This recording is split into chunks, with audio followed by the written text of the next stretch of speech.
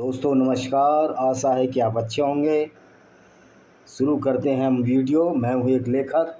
मेरी कुछ किताबें हैं। जो नई किताब है ये है blender of blasphemy in Blender. ये अस्तित्व पब्लिकेशन पर है। आप इसको पढ़िए, इसको देखिए तो आपको पता लग जाएगा कि किस तरह ये किताब किस तरह गैर मुस्लिमों को इस्लाम में ब्लास्फेमी के नाम पर कत्ल किया जा रहा है। जबकि सच्चाई ये है कि इस्लाम से बड़ी कोई ब्लास्फेमी नहीं है। इस्लाम से बड़ी कोई आइडियोलॉजी नहीं है जो दूसरे की निंदा करती हो, दुराव फैलाती हो, घृणा फैलाती हो, नफ़रत फैलाती हो। मैं लोगों से आग्रह करना चाहता हूँ कि जिस तरह ये मौलाना शोर मचाते रहते हैं कि इस्लाम की बेहुरमती हो रही है, इस्लाम की बेइज्जती हो रही है, एक्स मुस्लिम इस्लाम का सच्चाई सामने ला रहे हैं। अगर किसी की कोई सच्चाई सामने लाई जाए तो दोस्तों ये बेहुरमती होती है, ये बेइज्जती होती है। क्या सच्चाई बताना लोगों का फ़र्ज़ नहीं होना चाहिए? क्या लोग इतने कायर हो गए हैं जो सच्चाई बोलने को तैयार नहीं है? आप जाइए, कोर्ट में जाइए, कचहरी में जाइए। ये भारत देश है। यहाँ इस्लाम की क्रूरता को बताने में कोई कोताही नहीं बरती जाएगी। दूसरी बात यह है कि आज हम जो चर्चा करेंगे उस विषय पर चर्चा करेंगे कि इस्लाम में जो इस्लाम को छोड़ दे उसको कत्ल करने के लिए मोहम्मद के दिमाग में जो साइकोलॉजी थी वो क्या थी। क्योंकि इस्लाम में अगर कोई मुसलमान इस्लाम को छोड़ दे तो उसको मुर्तिद कहते हैं। और मुर्तिद का मतलब है वो अल्लाह कुरान में विश्वास नहीं रखता, अब मोहम्मद में विश्वास नहीं रखता। और उस मुर्तिद को कत्ल करने की बात ये इस्लाम कहता है कि जो मुसलमान इस्लाम छोड़ दे उसको कत्ल किया जाए। यानी ये मोहम्मद की साइकोलॉजी थी, ये मोहम्मद का मनोवैज्ञानिक थे, ये मोहम्मद की साइकोलॉजी थी, एक डरी हुई साइकोलॉजी। मोहम्मद एक डरे हुए व्यक्ति थे जो कि इनके प्यारे रसूल सल्लल्लाहु अलैहि वसल्लम हैं। वो जानते थे जो मैंने झूठ का ड्रामा रचा है, जो अल्लाह के नाम पर जो झूठ का ड्रामा रचा है, जैसे कि मैं पहले भी कई वीडियो में बता चुका हूँ कि अल्लाह को मोहम्मद ने बनाया था, इनके प्यारे नबी रसूल सल्लल्लाहु अलैहि वसल्लम साहब ने अपने फ़ायदे के लिए बनाया था। और उस अल्लाह के नाम पर सब कुछ जो अपराध है उसको सही साबित करने की कोशिश की। यानी कि गैर मुस्लिमों को तो कत्ल करना ही करना है। मुसलमान भी अगर इस्लाम छोड़ दे उसको भी कत्ल करना है। मैं कहता हूँ जब ये 7वीं शताब्दी के समय की बात है तो क्या हमें ये मान लेना चाहिए कि मोहम्मद सल्लल्लाहु अलैहि वसल्लम जो मोहम्मद साहब इनके पैगंबर हैं, मेरा तो ऐसा व्यक्ति पैगंबर हो ही नहीं सकता, ना मैं ऐसे व्यक्ति की इज्जत करूँगा।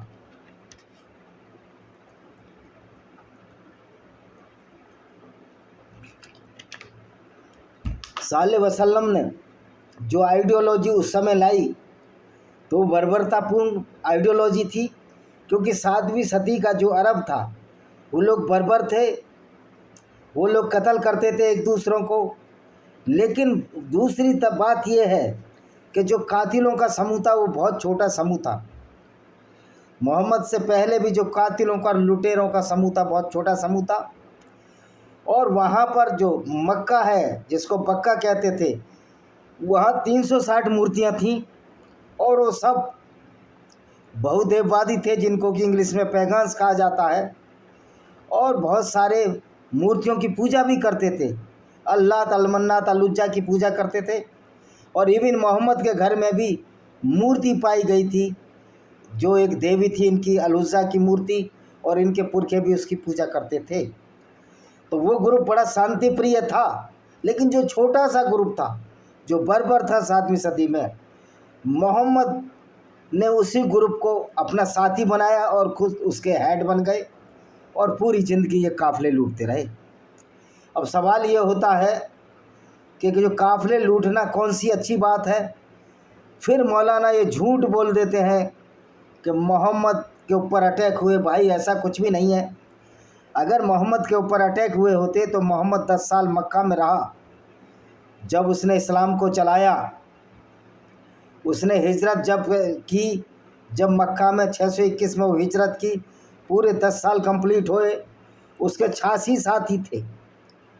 तो फिर अगर उसको कत्ल करना होता तो उसको जब ही नहीं कत्ल कर दिया गया होता, जबकि मोहम्मद एक बड़े बड़े झूठ बोल रहा था कि चांद के 2 टुकड़े और मैं ऐसी यात्रा पर गया, अल्लाह से मिलने गया और वहाँ मैं औरतों को नरक में पाया और नरक में औरतें थीं।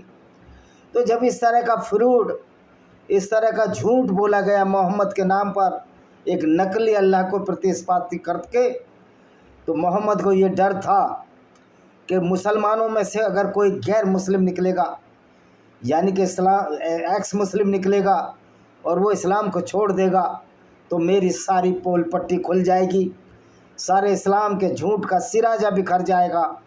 इसलिए मोहम्मद ने एक चाल चली, जिब्रील फरिश्ते के नाम पर एक और आयत निकाल दी कि जो अल्लाह को, मोहम्मद को मानकर फिर उसको छोड़ दे तो उसको कत्ल करना है, क्योंकि वो मुर्तिद हो चुका, उसने इस्लाम को छोड़ दिया, उसने इस्लाम की मूर्खता को छोड़ दिया, उसने इस्लाम के झूठ को छोड़ दिया। गो कि मोहम्मद की नज़रों में एक इस्लाम एक सच्चा और एक अच्छा आइडियोलॉजी विचारधारा थी, लेकिन जब हम इसको तथ्य पर रखते हैं, जब फैक्ट देखते हैं, तो ये कोई आइडियोलॉजी, अच्छी आइडियोलॉजी तो छोड़ो, एक निम्न दर्जे की जो चोर डाकुओं की आइडियोलॉजी है, उससे भी गई बीती विचारधारा है जो मोहम्मद ने चलाई। चंबल के बागियों का भी एक धर्म था, बहुत सारे बागियों का, मैं सबकी बात नहीं कह रहा, कि वो लोग बेटी को हाथ नहीं लगाते थे, घर लूटते थे लेकिन बेटी के जेवर नहीं लूटते थे, और बेटी को कन्यादान में पैसे भी देकर जाते थे कि आज से तुम्हारी बहन हुई, और राखी भी बंधवाते थे। ऐसे भी डकैत हुए हैं।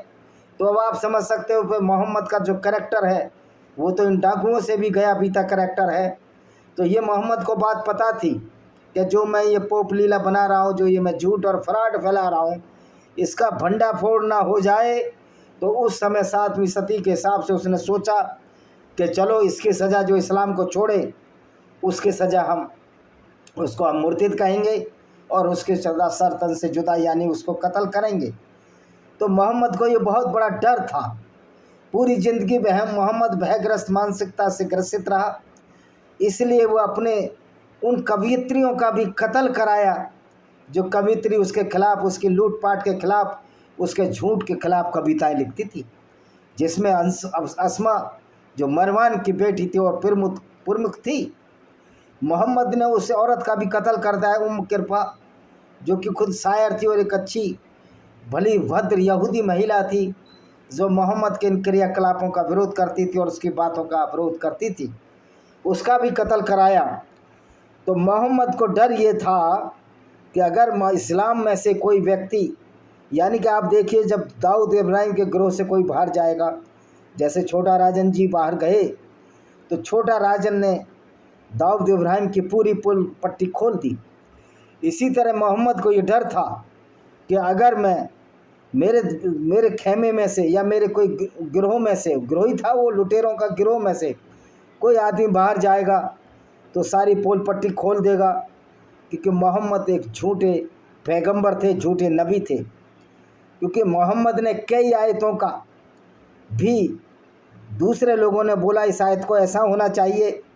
वर्का बिन नोबिल जो इनका चचेरा साला था, यानी ख्वाजा बिन खलीद का चचेरा भाई था और जो कि एक ईसाई था, तो मोहम्मद ने कहा हाँ हाँ ये आयत इस तरह होनी चाहिए। इससे सिद्ध होता है कि जो इस्लाम की जो कुरान है ये कोई आसमान से आई किताब नहीं है और मूर्खता की हद है। मैं ऑल इंडिया मेडिकल में एक 16 साल के लड़के से मिला जो हापुड़ का ही रहने वाला था। वो कह रहा था कि यही किताब है जो आसमान से आई है, और उसके साथ 3 किताबों का और नाम लिया उसने, कुरान, इस्लाम की, यहूदियों की तोरा, जबूर जो कि यहूदियों की धर्म पुस्तक है, गीतों का संग्रह है साम्स में, और यहूदियों ईसाइयों की बाइबल का नाम लिया जिसमें यहूदियों की तोरा जो कि ओल्ड टेस्टामेंट और बाइबल के नाम से है, और न्यू टेस्टामेंट भी है जिसमें मोहम्मद साहब के, जिसमें जीसस की क्रियाकलापों का जिक्र है। तो वो लड़का, मैं उसको मतलब ये जबकि ईसाई और कोई भी धर्मगुरु ये नहीं कहता कि हमारी किताब आसमानी है। तो मोहम्मद ने सारे जो पैगंबरों को, जो कि यहूदियों के पैगंबर थे, सारे बाइबल से ले लिए, ओल्ड टेस्टामेंट से, यहूदियों की धर्म पुस्तक तोरा से चोरी कर लिए, जबूर से चोरी कर लिए और उनका अरबीकरण कर दिया और लिपिकरण कर दिया। और मज़े की बात है, ये काम मोहम्मद ने नहीं, उसके बाद उसके तीसरे खलीफा उस्मान ने किया, जिसने कि कुरान को कंपाइल किया और पहली सारी कुरान की प्रतिलिपि जला दी। अब मैं ये कहता हूँ, अगर जिब्राइल फरिश्ता मोहम्मद के पास आयतें लेकर आता था तो लिख कर ही तो लाता था। तो इस बात का कोई जिक्र नहीं है कि वो हड्डियों पर लाता था या चमड़े के टुकड़ों पर लाता था। अब सवाल ये है कि जो जिब्रील था, जब अल्लाह के पास से आता था, वहाँ तो सारे जिंदे ही लोग थे। और मज़े की बात यह है कि मोहम्मद जब वहाँ यात्रा पर जब गया तो क़यामत तो हुई नहीं थी, तो फिर इतने लोगों को वहाँ उसने कैसे देख लिया? क्योंकि इस्लाम का तो अकीदा है, इस्लाम का तो विश्वास है कि जो लोग क़यामत के बाद जो मर जाएंगे उनके फैसले किए जाएंगे, कोई नरक में जाएगा, कोई स्वर्ग में जाएगा। तो ये क़यामत तो आई नहीं थी, फिर वहाँ मोहम्मद ने बहुत सारी औरतों को नरक में कैसे देख लिया? ये सवाल उठना लाजमी है। तो इससे सिद्ध होता है कि मोहम्मद एक फ्रॉड नबी थे, एक झूठे नबी थे। क़यामत आई नहीं और मोहम्मद ने वहाँ औरतों को नरक में देख लिया या जहन्नुम में देख लिया। इससे ये साबित होता है कि मोहम्मद एक झूठा नबी था और कुरान एक झूठ का और पाखंड का पुलिंदा है। और मोहम्मद में उस मस्जिद में भी नमाज़ पढ़ ली जो मस्जिद बनी नहीं थी, जो कि इज़राइल में इसने नमाज़ पढ़ी, वो तो मस्जिद बनी नहीं थी, वो तो सोलोमन टेम्पल था जो कि सोलोमन ने बनवाया था, वो भी टूट फूट रहा था और वहाँ लोग गंदगी, कीड़ा मकोड़े फेंका करते थे, गंदे कपड़े फेंका करते थे, गंदगी का ढेर था। और वहाँ उन्होंने ऐसे घोड़े को बांधा, जो घोड़ा, मैंने तो एमएससी की डिग्री ली है, मैंने तो ऐसा घोड़ा कभी पढ़ा ही नहीं कि जिसका आदमी जैसा मुंह हो, औरतों जैसे पंख हों। इस तरह की जब वो झूठ और मूर्खतापूर्ण बातें बताते थे और अल्लाह के नाम से जो आयतें लाते थे, सारी आयतें कुरान में फ्रॉड और पाखंड का खुलासा हो जाता है कि चाँद के 2 टुकड़े करता है मोहम्मद। और मज़े की बात है, वो दुनिया में कहीं नहीं दिखाई देता। मैं कहता हूँ जहाँ जहाँ रात थी वहाँ तो कम से कम चाँद के 2 टुकड़े दिखाई देते। अरब के आसपास, अमूमन भारत में और अरब में रात का कोई ज़्यादा अंतर नहीं है, 2-2.5 घंटे का अंतर है। और अफ़गानिस्तान और ईरान और इराक़ तो सऊदी अरब से लगे हुए हैं, फिर वो चाँद के 2 टुकड़े क्यों नहीं दिखाई दिए? तो मोहम्मद ने जो झूठ गढ़े, जो फ्रॉड गढ़े, मोहम्मद के बाद उसके खलीफाओं ने और अब्बासिद खलीफाओं के ज़माने में और उस्मान ने झूठ और फ्रॉड गढ़े, उनकी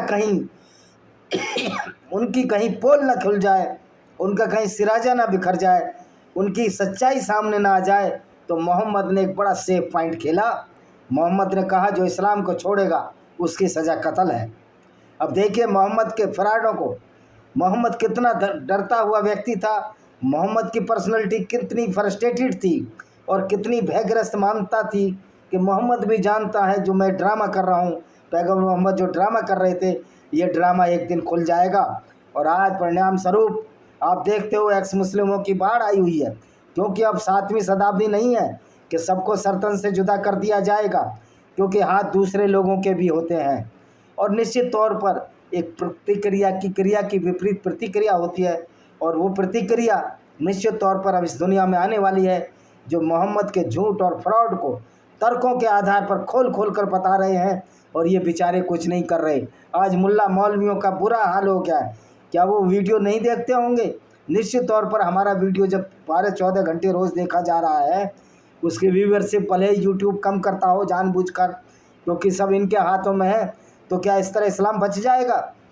तो जो मोहम्मद का डर था, मोहम्मद की जो भयग्रस्त मानता थी, उसी की वजह से ये इस्लाम में डिक्लेयर किया गया कि जो इस्लाम को नहीं मानते, जो मोहम्मद को नहीं मानते और जो मुसलमान घराने में पैदा हुए हैं, जो इस्लाम को छोड़ेंगे उनको कत्ल कर दिया जाएगा।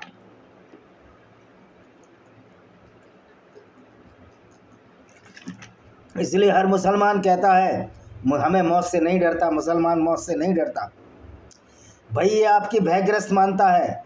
आपको तो मौत से बड़ा डर लगता है। आपको गोली से मरना नहीं चाहते क्योंकि गोली में जलता है आदमी, तो आपको जलने से भी डर लगता है। आप तो जीते जी जलने से डरते हैं क्योंकि आपको एक जो चूरन मोहम्मद साहब बांट गए कि क़यामत होगी, क़यामत के बाद तुमको जन्नत मिलेगी, वहाँ शहद की नहरें होंगी, दूध की नहरें होंगी और शराब की नहरें होंगी और अल्लाह अपने हाथों से शराब पिलाएगा। तो जब अल्लाह के हाथ पैर ही नहीं है, आप तो ये कहते हो कि अल्लाह निराकार है, तो उसके हाथ कहाँ से हैं? और आपकी कुरान की एक आयत जो मैंने पिछले वीडियो में डाला था कि अल्लाह के दोनों हाथ एक ही तरफ हैं, यानी कि एक तरफ है ही नहीं और एक तरफ अल्लाह के दोनों हाथ हैं। जो इस तरह की मूर्खता जो कुरान में और इस्लाम में वर्णित की गई है, उस मूर्खता के पोल ना खुल जाए, मूर्खता की सच्चाई सामने ना आ जाए, तो देखते हो तो मोहम्मद ने एक बड़ी तगड़ी, एक उस समय के हिसाब से जो मोहम्मद साहब की बुद्धि थी, एक एक एक व्यवस्था कर दी फुल प्रूफ समझ के कि इस्लाम जब छोड़ेंगे तब तो लोगों को पता लगेगा। इसलिए जो इस्लाम को छोड़ेगा, जो मुसलमान, उसकी सज़ा सर तन से जुदा होगी, इसको कत्ल कर दिया जाएगा। लेकिन मोहम्मद मियाँ को बेचारों को ये नहीं पता था, तुम्हारे प्यारे नबी रसूलुल्लाह सल्लल्लाहु अलैहि वसल्लम को नहीं पता था कि एक दिन तुम्हारी सारी कुरान को गैर मुस्लिम पढ़ेंगे और पूरी पोल खोल देंगे और आपका सिराजा बिखर जाएगा। यही कारण है कि आज मोहम्मद की सच्चाई को मानकर, इस्लाम की सच्चाई को मानकर बड़ी संख्या में लोग इस्लाम छोड़ रहे हैं। और बड़े मज़े की बात है, मैं उन लोगों से जो इतने पढ़े लिख गए मुसलमान, उनसे सोचना चाहता हूँ, क्या आप तनिक विचार किए हो? क्या दुनिया को बनाने वाला अल्लाह ऐसा हो सकता है जो पूरी दुनिया में आग लगा दे? जो ऐसी ऐसी आयतें भेजे जिसमें मूर्खता, बहसीपन, दरिंदगी और एक इंसान, अच्छे भले मुसलमान को अपराधी बनाने की क्षमता हो? क्या ऐसा अल्लाह दुनिया बना सकता है जिसको यही ना पता हो कि दुनिया, पृथ्वी घूम रही है और सूर्य उसके चारों तरफ नहीं घूम रहा है? और तुम्हारा अल्लाह कहता है कि सूर्य पृथ्वी के चारों तरफ घूम रहा है और पृथ्वी स्थिर है, साकिन है, जिसको आप साकिन बोलते हो उर्दू में। तो भाई उर्दू बोल के, अरबी बोलकर इस्लाम को नहीं बचाया जा सकता, क्योंकि ये सब आपकी सतही बातें हैं कि उर्दू नहीं जानते, अरबी नहीं जानते। अरे आज मुसलमान नारे हिंदी में ही लगा रहा है, सर तन से जुदा के नारे, सर तन से जुदा, नारा तकबीर, अल्लाहू अकबर, अल्लाह महान है। और वो अल्लाह महान है जो अल्लाह है ही नहीं, जो अल्लाह नापैद है, जो पैदा ही नहीं हुआ, वो कैसे महान हो सकता है? तो इस तरह की मूर्खताओं में जब आप रहते हो, तो मोहम्मद को भी मालूम था कि जो मेरा ड्रामा, जो नौटंकी खेल रहा हूँ मैं इस्लाम के नाम से, एक दिन इसका सिराजा बिखर जाएगा। और जब सिराजा बिखरेगा तो इस्लाम को बचाने वाला कोई नहीं होगा। इसलिए आज इस्लाम छोड़ने वालों की संख्या बढ़ती जा रही है। तो ये मेरी कुछ और किताबें हैं, ये देखिए कौन सी किताब है, ये डिस्क्रिमिनेटेड हिंदूज बाई विजय कुमार पाल है, और ये invaders and hidden facts by Vijay Kumar Pal है। इसमें सारी इस्लाम की पोल खोली गई है। और ये लॉस्ट पैराडाइज कश्मीर है, और भी बहुत सारी मेरी किताबें हैं। आप उनको पढ़ेंगे, समझेंगे तो जान जाएंगे कि इस्लाम कैसे फ्रॉड और एक नौटंकी है, एक झूठ है, एक मिथ्या आइडियोलॉजी है, जिसको कि मोहम्मद साहब ने अपने फ़ायदे के लिए चलाया, अपने स्वार्थ के लिए चलाया। ये खुदगर्जी का रिलीजन है, ये खुदगर्जी की विचारधारा है, जिसमें सिर्फ वही लोग लाभवान्वित होते हैं जो मुसलमान हैं। और मुसलमानों को इस्लाम के नाम पर औरतों को लूटने की छूट, दूसरे की औरतों को से बलात्कार करने की छूट, कत्ल करने की छूट। और वो बेचारे जो मुसलमान, जो पहले मुस्लिम घराने में पैदा हुए, वो अगर जान जाते हैं इस्लाम की सच्चाई, इस्लाम की गंदगी जान जाते हैं, उसको छोड़ने की बात करते हैं, तो उनको कत्ल करने का भी डर दिखाया जाता था। ये मोहम्मद साहब के ज़माने का, ये मोहम्मद साहब की भयग्रस्त मानसिकता थी, जिसकी वजह से मोहम्मद एक इतने डरे हुए व्यक्ति थे। वो झूठ बोल बोल कर इस्लाम को चलाना चाहते थे। सैकड़ों बार उन्होंने झूठ बोला। चांद के दो टुकड़े, मैं यात्रा पर गया, मेराज की यात्रा पर, जो मेराज माने ऊपर उठना, ईसा माने रात्र की यात्रा पर, ईसा मेराज पर गया और ऊपर उठता चला गया, ग्रेविटेशनल फोर्स के खिलाफ उठता चला गया और घोड़ा भी उठता चला गया। ना मोहम्मद के फेफड़े फटे, वहाँ प्रेशर इतना ज़्यादा होता है, अगर हवाई जहाज़ का प्रेशर, वहाँ हवाई जहाज़ का प्रेशर कम कर दिया जाए तो बाहर का प्रेशर इतना होता है कि आपके फेफड़े फट जाएंगे, गुर्दे फट जाएंगे। एस्ट्रोनॉटों के गुर्दे और फेफड़े फट जाएंगे, लेकिन ना मोहम्मद के गुर्दे फटे, ना फेफड़े फटे, और सही सलामत वो निर्वात में से आकर वापस चला आया, और मज़े की बात है बिना ऑक्सीजन सिलेंडर वहाँ चला गया। तो ये जो मोहम्मद का झूठ और फ्रॉड था उसकी पोल खुल जाए इसी डर से हर मुसलमान जो इस्लाम छोड़ चुका है और वो हर गैर मुस्लिम जो इस्लाम की सच्चाई को बता रहा है, इनके हाथों के तोते उड़ गए हैं, इनको जवाब देने नहीं आ रहा। मेरा चैलेंज है किसी भी दुनिया के मौलाना को, अगर उसकी औकात है, अगर वो अल्लाह का बंदा है, अल्लाह के नाम पर उसको ताकत है, तो आकर बहस और मुआवजा मुनाजरा करे हमारे सामने। हम साबित कर देंगे कि जिस अल्लाह का तुम तस्वुर अपने दिमाग में लिए घूमते हो वो अल्लाह एक काल्पनिक है, झूठ है, फ्रॉड है। और ये फ्रॉड आपके प्यारे नबी रसूल सल्लल्लाहु अलैहि वसल्लम ने आप लोगों को बेवकूफ़ बनाने के लिए फैलाया, जिसको कि इस्लामिक विचारधारा कहते हैं। तो ये मोहम्मद साहब का डर ही था, जिसने कहा जो इस्लाम को छोड़ेगा उसको कत्ल किया जाएगा, और जो मेरी सच्चाई बताएगा उसको तौहीन मानोगे और मुसलमान सरतन से जुदा के नारे लगाएंगे।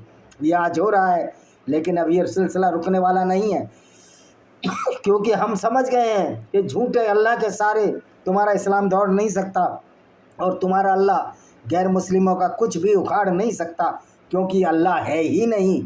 और मोहम्मद साहब तो चले गए इस दुनिया से, लेकिन हमारे मुस्लिम भाइयों को भटका गए, गुमराह कर गए। सबसे बड़ा जो पाप मोहम्मद साहब ने किया है, आपको लगेगा तो बुरा, ये क्या उसकी विचारधारा और उसके बाद तुम्हारे अब्बासी खलीफाओं ने जो कुरान को रचा, उससे पूरी दुनिया का आज मुसलमान शर्मसार हो रहा है।